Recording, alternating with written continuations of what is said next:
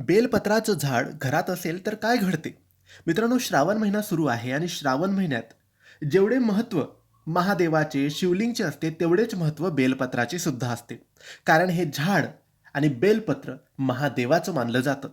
मित्रांनो, तुमच्या घरात जर बेलपत्राचं झाड नसेल तर तुम्ही लगेचच ते लावावं आणि खास करून या श्रावण महिन्यात तर लावावंच. आणि रोज संध्याकाळी त्या झाडाच्या समोर एक दिवा लावावा.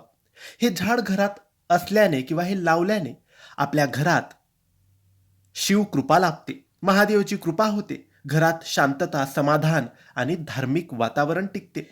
बेलपत्राचं पान, फळ आणि मूळ औषधांनी भरलेलं असतं. हवेतील प्रदूषण कमी करण्यास मदत करतं आणि ऑक्सिजन पातळी सुद्धा हे झाड वाढवतं. काही वास्तुमतानुसार बेलाचे झाड घरात असल्याने पैशाची आवक चांगली राहते. घरातील भांडण, वादविवाद, मतभेद कमी होतात.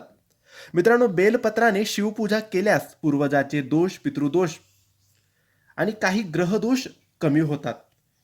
मित्रांनो, तुमच्या घरात जर बेलपत्राचे झाड असेल आणि ते मोठं असेल तर रोज एक बेलपान तोडायचं आणि रोज ते एक बेलपान तुमच्या घरातल्या शिवलिंगवर ठेवायचं. याने शिवकृपा होते आणि महादेव प्रसन्न होतात.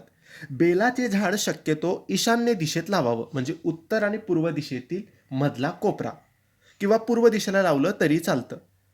मित्रांनो, या झाडाला रोज पाणी द्यावे आणि शक्यतो सोमवारच्या दिवशी आपण एक पान तरी तोडावे. रोज शक्य नसेल तर सोमवारी तरी एक पान तोडून ते शिवाला अर्पण करायला पाहिजे. मित्रांनो, तुम्ही जर बेलाचे झाड घराच्या बाहेर, घराच्या आत लावलं नसेल तर लगेचच लावून घ्यावं, कारण हे शिवकृपेचं झाड मानलं जातं. धन्यवाद.